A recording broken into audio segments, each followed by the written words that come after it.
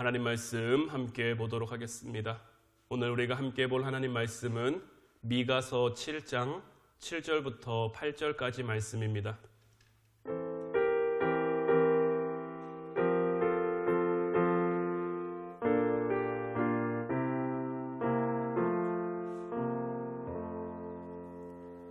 오늘 말씀 제가 봉독해 드리도록 하겠습니다. 오직 나는 여호와를 우러러보며 나를 구원하시는 하나님을 바라보나니 나의 하나님이 나에게 귀를 기울이시리로다. 나의 대적이여 나로 말미암아 기뻐하지 말지어다. 나는 엎드러질지라도 일어날 것이요 어두운 데에 앉을지라도 여호와께서 나의 빛이 되실 것이미로다. 아멘. 할렐루야. 오늘도 하나님의 은혜와 사랑이 여러분들과 함께하기를 주님의 이름으로 축원해 드립니다. 우리 옆에 있는 분들과 인사 나누도록 하겠습니다. 더 사랑하겠습니다.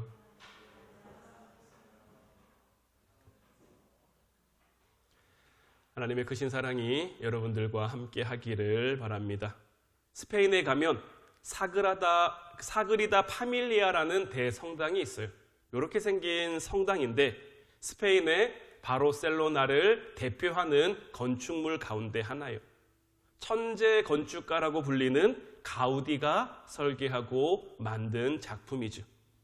그런데 놀라운 건 뭐냐면 이 성당이 1882년에 지어지기 시작했는데 아직도 완공이 되지 않았다고 합니다. 작년이었나요? 재작년이었나요? 이 성당을 짓는데 건축 허가도 나지 않아서 최근에 이제 건축 허가가 났고 이 성당이 앞으로 5년 뒤인 그 가우디의 어떤 100주년 그때 이렇게 맞춰서 완성이 된다라고 해요. 가우디가 이 성당을 지을 때 굉장히 공을 많이 들였다고 합니다. 예수님의 생애를 담아내려고 굉장히 많이 애를 써서 위치나 조각 하나하나까지 의미 없이 지은 것이 하나도 없이 다 의미를 담고 의미를 가지고 지었다라는 거죠. 건축이 진행되는 동안 굉장히 많은 우여곡절이 있었지만 지금도 이 성당은 완성을 위해 멋지게 나아가고 있다라는 거죠. 제가 이 성당을 여러분들에게 소개해드린 이유는 이 성당이 완성돼 가는 모습이 우리 삶의 모습과 굉장히 많이 닮아 있다라고 여겨졌기 때문이에요. 오늘 말씀을 묵상하면서 우리가 하나님의 손 안에서 빚어져 가는 그 모습을 떠올려 봤어요. 우리 인생은 저 사그리다 파밀리아 성당처럼 하나님 안에서 여전히 공사가 진행 중이죠. 우리는 완성된 존재가 아니라 완성되어져 가는 존재인 거예요. 언제 우리의 삶이 완성될지 우리는 모르지만 하나님께서 우리를 멋지게 만들어 가실 것을 기대하고 소망하며 오늘 우리에게 주어진 삶을 성실하게 살아갈 수 있어야 하는 거죠. 하나님은 이런 공사를 통해서 우리의 삶을 어떻게 만들어 가시고자 하는가? 오늘 이 시간엔 여러분들과 이와 관련된 말씀을 함께 나누길 원하는 거예요.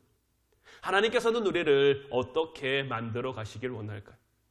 첫 번째는 하나님은 우리를 하나님의 자녀로 키워가시길 원하신다라는 거예요. 우리가 지지난주였죠. 하나님이 우리에게 주시는 메시지라는 그 제목 가지고 여러분들과 미가서 1장 말씀을 나눌 때 하나님이 우리에게 주시는 메시지가 뭐였습니까? 우리가 정의를 행하고 인자를 사랑하고 겸손히 주님과 동행하길 원하신다라는 그러한 메시지였죠. 주님은 우리의 삶을 통해 그러한 모습들을 보길 원하신단 말이에요. 그런데 미가 선지자가 살던 그 시대의 이스라엘 백성들은 그러한 삶을 살지 못했어요. 하나님은 하나님의 기대를 따라 살아가는 그러한 사람들을 보기를 원하셨지만 이스라엘은 그런 삶과는 동떨어진 반대되는 삶을 살아갔어요. 그렇기에 하나님께서는 그들을 벌하실 수밖에 없었던 것이고 그래서 징계와 심판이 그들에게 주어지게 된 거죠. 그런데 우리가 이 성경에 나와 있는 선지서들을 보다 보면 공통적인 특징이 있습니다. 하나님께서 이스라엘 백성들의 죄 때문에 그들을 징계하시고 그들을 벌하시지만 결국에는 하나님이 그들을 구원하시고 하나님이 그들을 회복하신다라는 그러한 내용이 빠지지 않고 다 들어있다라는 거예요. 사실 어떻게 보면 하나님의 입장에서는 그냥 싹 밀어버리시고 다시 시작하셔도 돼요. 번거롭게 고치고 회복시킬 필요가 하나님 입장에서는 없을 수도 있단 말이에요. 여러분들 건축물을 새로 짓는데 아예 밀어버리고 새로 짓는 게 쉬울까요? 있는 거를 더 멋지게 고치고 새롭게 만들고 이렇게 가는 게 더 쉬울까요? 그냥 싹 밀어버리고 새로 짓는 게 어떤 의미에서는 속편하고 더 나을 수도 있어요. 하나님 입장에서도 노아 시대 때 물로 세상을 싹 쓸어버리셨던 것처럼 그냥 다 밀어버리시고 새롭게 창조, 새롭게 시작 이렇게 하셔도 얼마든지 괜찮으실 텐데 우리 하나님은 끝없이 우리 구약 성경을 보다 보면 뭐 사사기도 그렇고 뭐 그 이후에 나와 있는 모든 말씀, 열왕기 시대도 그렇고 여러 이렇게 말씀들을 다 보다 보면 하나님은 그들을 향해 끝없이 손을 내미십니다. 그들에게 무엇을 바라십니까? 뭐 큰 거 바라는 거 아니에요. 내 이름을 기억해달라, 나를 기억해달라, 나를 바라보며 살아달라. 그러면 내가 너희들에게 뭐 축복도 줄 거고 은혜도 줄 거고 다른 나라들로부터 지켜줄 거고 내가 이것도 해주고 저것도 해주고 정말 다 해줄게. 나만 좀 바라봐줘. 이렇게 하시는데 이스라엘 백성들은 그 하나님의 말씀 들어주지 못하고 끝없이 세상을 향해 끝없이 우상을 향해 그런 모습들이 성경에 계속 반복되고 있잖아요. 그럼에도 불구하고 참 그들에게 많이 실망하셔서 그들에게 많이 속상하셔서 이제 다시는 너 같은 거 안 보고 살아 이렇게 하실 수도 있으실 텐데 우리 하나님은 그렇게 하지 않으신단 말이죠. 왜 하나님은 그렇게 하지 않으실까요? 하나님이 그렇게 하시지 않는 이유는 하나님께서 우리를 하나님의 자녀 삼으셨기 때문인 거예요. 우리는 하나님이 만드신 수많은 피조물 중에 하나가 아니라 그래서 있으면 있어도 그만 없어도 그만 그러한 존재가 아니라 우리는 하나님이 사랑하시는 하나님이 아끼시는 하나님에게 너무나 소중한 하나님의 자녀이기 때문인 거죠. 우리가 사람은 고쳐 쓰는 거 아니라는 얘기하지만 그 고쳐 써야 되는 사람이 내 자녀라면 이야기가 달라질 수 있죠. 내 자녀가 말 안 듣는다고 내 자녀가 속상하게 한다고 그 자녀를 버릴 수 있겠습니까? 정상적인 생각을 가진 부모라면 그 자녀를 사랑하는 부모라면 절대 그렇게 할 수가 없는 거죠. 마찬가지로 하나님께서도 우리의 아버지 되어주셔서 우리가 실수도 많이 하고 넘어지기도 많이 하고 하나님 마음에 정말 실망감도 많이 안겨드리지만 그럼에도 불구하고 우리를 너무 사랑하시는 우리는 하나님의 자녀되고 하나님은 우리의 아버지 되시기 때문에 하나님은 우리를 결코 버리시지 않는 거죠. 하나님이 우리를 징계하시는 이유는 다른 데 있는 게 아니에요. 우리가 정신 차리라는 거예요. 우리가 정신 차려서 우리가 있어야 할 곳으로 돌아오라는 거예요. 우리를 그냥 내버려 두실 수 없으시기에 어떻게 해서든 우리가 돌아오게끔 하나님은 하나님의 방법을 우리들에게 사용하실 거죠. 하나님은 우리를 절대 포기하지 않으시는 거예요. 시편 23편 6절 말씀을 보면 내 평생의 선하심과 인자하심이 반드시 나를 따르리니 내가 여호와의 집에 영원히 살리로다. 다윗의 고백이죠. 여호와가 내 목자 되시니 내가 목자 되신 하나님을 따라가는 삶을 살으니 나에게 부족함이 없었고 내가 그런 삶을 살다 보니 내 평생의 선하심과 인자하심이 반드시 나를 따라올 것인데 이런 선하심과 인자하심으로 말미암아 내가 하나님의 집에 영원히 살게 될 거라는 그러한 고백이거죠.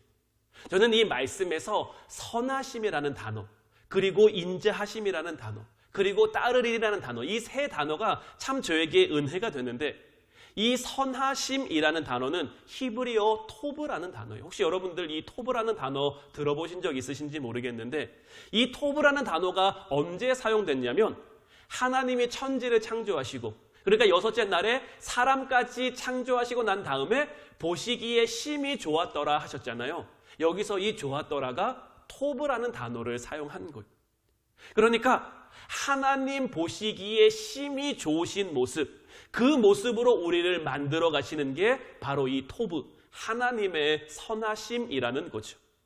그리고 인자하심이라는 단어는 히브리어 헤세드예요. 헤세드. 이 헤세드라는 단어는 언약에 근거한 사랑을 가리켜 말하는 거예요. 그러니까 우리가 결혼할 때 결혼 서약을 하잖아요. 나는 평생 남편을 사랑하겠습니다. 평생 아내를 사랑하겠습니다. 이렇게 서약하는 것처럼 뭐 비가 오나 눈이 오나 바람이 부나 검은 머리 팥불이 되도록 이 사람을 평생 사랑하겠습니다. 그 약속, 이런 의지가 담긴 약속, 이것이 바로 헤세드인 거예요. 우리는 이 말씀을 통해서 하나님의 인자하심과 하나님의 선하심이 우리를 둘러싸고 있는 모습을 머릿속으로 그릴 수 있어야 하는 거예요. 하나님의 선하심이, 그러니까 우리가 하나님 보시기에 심히 좋았던 그 모습이 되기까지 앞장서서 우리를 이끌어 주시는 거예요. 우리가 그 모습대로 살아갈 수 있도록. 그러다 보면 우리는 연약하고 부족하니까 넘어질 수도 있고 실수할 수도 있잖아요. 그래서 우리가 넘어지고 흔들리면 하나님의 인자하심이, 하나님 약속, 하나님 언약에 근거한 그 사랑이 우리를 딱 붙들어 주셔서 우리가 흔들리지 않을 수 있도록, 우리가 실수해도 괜찮아, 다시 일어서면 돼, 때로는 그렇게 하면 안 되지, 우리를 꾸중하셔서라도 그 길을 걸어갈 수 있도록 앞에서 선하심으로 우리를 이끌어 주시고 뒤에서 인자하심으로 우리를 받쳐주시고, 그래서 우리가 늘 하나님이 목자 되시는 그 삶을 살아갈 수 있도록 하시는 거죠. 그러면 이 따르린이라는 말은 무엇일까요? 이 따르린이라는 말은 히브리어 라다프인데 추적한다라는 뜻을 가지고 있는 거예요. 그러니까 이 단어는 언제 많이 사용되냐면 사냥개가 그 사냥물을 추적한다 할 때 이런 의미로 쓰이는 단어가 이 라다프라는 단어인 거죠. 그러니까 하나님의 선하심과 하나님의 인자하심이 우리가 하나님의 마치 사냥물이 된 것처럼 우리를 놓치지 않고 평생 우리를 추적해서 평생 우리를 따라온다라는 거죠. 그래서 결국에는 하나님이 원하시는, 하나님의 형상 닮았던 태초의 그 모습으로 우리를 만들어 가신다라는 거죠. 내 평생의 선하심과 인자하심이 반드시 우리를 따라오기 때문에, 그래서 우리가 하나님의 앞에서 우리를 이끌어주시고 뒤에서 우리를 받쳐주시고 우리를 놓치지 않고 포기하지 않고 계속 이끌어주시니 이러한 삶의 끝에 하나님의 집이 있는 것이고 우리는 그 집에서 영원히 하나님과 함께 살아갈 수 있다라는 거죠. 빌립보서 1장 6절 말씀에서도 너희 안에서 착한 일을 시작하신 이가 그리스도 예수의 날까지 이루실 줄을 우리는 확신하노라. 이 말씀 또한 시편 23편 6절과 마찬가지인 거예요. 때로는 우리의 모습이 우리 스스로의 마음에도 들지 않을 때가 있어요. 내가 왜 이러지 싶을 때도 있고 참 자책감과 자괴감이 우리의 마음을 사로잡을 때가 있단 말이에요. 하지만 우리 주님께서는 분명하게 우리에게 말씀해 주세요. 너는 아직 완성된 존재가 아니야. 너는 여전히 만들어져 가고 있고 너는 여전히 지어져 가고 있고 지금의 모습에서 더 나아질, 더 성장할, 더 성숙할 그 모습, 우리 안에서 착한 일을 시작하신 예수 그리스도가 반드시 이것을 이루어 갈 거야. 우리는 이것을 확신하며 살아가면 되는 거죠. 오늘날도 우리 주님께서는 우리들에게 분명히 말씀해 주고 계신 거예요. 사랑하는 아들아, 사랑하는 딸아, 일어나 우리가 함께 가자. 주님의 이 말씀이 있으셨기에 저 역시도 지금 이 자리에 서 있을 수 있는 것이고 저 역시도 지금도 힘들고 어려울 때 있지만 포기하지 않고 넘어지지 않고 주저앉지 않고 느리더라도 조금씩 천천히 이 길을 걸어가고 있는 거죠. 오늘 본문 7절 말씀을 다시 보면 오직 나는 여호와를 우러러보며 나를 구원하시는 하나님을 바라보나니 나의 하나님이 나에게 귀를 기울이시리로다. 이 말씀을 표준 세번역 버전의 성경으로 다시 보면 그러나 나는 희망을 가지고 주님을 바라본다. 나를 구원하실 하나님을 기다린다. 내 하나님께서 내 간구를 들으신다. 우리는 항상 하나님 안에 소망을 두고 살아가면, 나를 구원하실 하나님을 기대하며 살아가면 내 간구, 내 기도 들으시고 하나님이 내 목자 되어주셔서 앞에서 이끌어주시고 뒤에서 밀어주셔서 내 힘으로 가는 게 아니라 내 능력으로 가는 것이 아니라 하나님의 이끄심 속에 우리가 그 길을 끝까지 걸어가게 될 줄로 믿습니다. 이와 같은 고백이 여러분들 안에 있기를 주님의 이름으로 축원해 드립니다. 두 번째로 하나님께서는 우리를 통해 어떻게 만들어 가시길 원하느냐? 우리를 하나님의 동역자로 빚어가시길 원하신다라는 거예요. 하나님의 징계와 연단은 보통 우리가 사람 막대기, 인생 채찍 요렇게 표현하기도 합니다. 왜냐하면 사람을 힘들게 하는 것들, 사람을 어렵게 하는 것들이 사람일 때가 많고 우리의 삶일 때가 많기 때문이죠. 근데 앞서도 말씀드렸습니다마는 하나님께서 우리에게 그러한 징계와 연단을 주시는 이유는 다른 데 있는 게 아니라 그것들을 통해서 우리를 돌아보게 하시는 거예요. 지금 우리가 바른 길로 가고 있는지, 바른 상황 가운데 놓여 있는지, 그래서 틀린 게 있으면 고치고 어긋나인 게 있으면 다시 맞추고 제대로 가고 있다면 다시 힘을 내서 그 길을 끝까지 가게 하는 거죠. 그런데 이런 연단들이, 이런 어떤 징계들이 하나님이 나를 사랑하시기 때문에 이 시간을 통해서 나를 만들어 가신다. 우리가 머리로는 알겠어요. 근데 때로는 아프잖아요. 힘들잖아요. 어렵잖아요. 알면서도 너무 힘들고 너무 어려울 때 있잖아요. 아픈 건 아픈 거니까요. 그래서 저도 한때 하나님 앞에 정말 따지듯이 물은 적이 있어요. 하나님 도대체 언제 끝납니까? 언제까지 힘들어야 됩니까? 언제까지 아파야 됩니까? 하나님의 일하심이 뭔가 되게 더디게 느껴져서 저도 하나님 앞에 굉장히 좀 따지듯이 반항하듯이 이렇게 물은 적이 있는데 그때 하나님이 저에게 주신 응답은 뭐였냐면 오히려 내가 너를 기다리고 있다는 거였어요. 제 입장에서는 내가 지금 하나님 언제 끝납니까? 이 아픔이, 이 고통이, 이 어려움이 언제 끝납니까? 내가 기다리고 있다고 생각했는데 하나님께서 저에게 주신 응답은 오히려 내가 널 기다리고 있다라는 거였어요. 그러면서 하나님이 저에게 주신 말씀이 뭐냐면 네가 지금 바라봐야 될 것은 어려움이 언제 끝날지 그것을 물을 것이 아니라 이 시간을 통해서 무엇을 배워야 할지를 물어야 한다고 하시는 거예요. 우리는 우리에게 주어진 인생의 어려움 가운데 때로는 여러분들에게 시련이 주어지고 시험이 주어지면 여러분들도 힘드니까 아프니까 어려우니까 빨리 끝나기를 바라는 마음에 언제 끝납니까? 할 때가 있으실 거예요. 하지만 이런 것들을 통해서 하나님이 우리에게 바라시는 것은 뭐냐? 언제 끝나느냐가 아니라 이것을 통해 우리가 무엇을 배워야 하느냐라는 거죠. 그러니까 when이 아니라 what을 우리는 하나님 앞에 가지고 나아갈 수 있어야 하는 거죠. 그러니까 결국 우리가 지금 겪고 있는 시험, 우리가 겪고 있는 어려움 언제 끝나는 겁니까? 하나님이 이것을 통해 우리가 배우게 하시는 것이 배우게 하시고자 하는 것을 배워야 끝나는 거예요. 알아야 끝나는, 깨달아야 끝나는 거예요. 그러니까 이제 우리에게 중요한 것은 언제가 아닌 거죠. 저도 이런 응답을 받고 보니까 저 스스로도 빨리 해결해 주셨으면 좋겠다에만 너무 제 초점이 맞춰져 있었던 거죠. 하나님은 내가 배워야 할 것들을 배우고 변화되어야 할 것들이 변화되고 우리가 자라나길 원하셨는데 그래서 내가 하나님의 마음을 알고 하나님의 동역자로 서길 원하셨는데 내가 깨닫지 못하고 있었던 거죠. 이 연단이 빨리 끝나기를 내가 기다리는 것보다 우리 하나님께서 더 많이 기다리고 계셨는데 저는 그런 하나님의 마음을 깨닫지 못하고 그냥 언제 끝나나 이러고만 있었던 거죠. 내가 아파할 때 하나님도 함께 아파하셨고 내가 힘들어할 때 하나님도 함께 힘들어하시며 얘가 빨리 깨달아야 될 텐데 빨리 돌아서야 될 텐데 이런 마음으로 우리를 기다리고 계셨던 거죠. 그렇게 절 기다리셨던 주님을 생각하니까 그 주님의 마음이 깨달아지니까 활칵 눈물이 쏟아지면서 그 이후로부터는 어떤 연단이 와도 시험이 와도 언제 물론 이게 안다고 해서 잘 되지는 않습니다. 저도 늘 애쓰고 노력하는 거예요. 언제에 초점을 맞추는 것이 아니라 무엇을 배워야 합니까? 무엇을 해야 합니까에 초점을 맞추고 저에게 주어질 그러한 것들을 바라보기 시작한 거죠. 주님은 우리가 주님의 동역자로 서길 원하세요. 단순히 주님의 사랑을 받기만 하는 사람이 아니라 이제는 주님의 마음을 알아줄 수 있는 그래서 주님의 뜻을 함께 할 수 있는 그러한 사람들로 서가길 원하시는 거죠.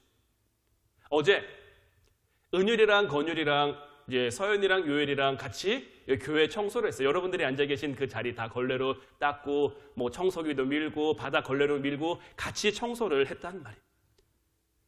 처음 제가 이곳에 왔을 때만 해도 우리 아이들 다 굉장히 어렸어요. 참 아기 같았는데 어느새 커서 이렇게 우리를 도와줄 수 있는 함께 할 수 있는 그런 걸로 이제 성장해 가는 거죠. 그래서 그런 모습들을 보면서 굉장히 대견스러웠거든요.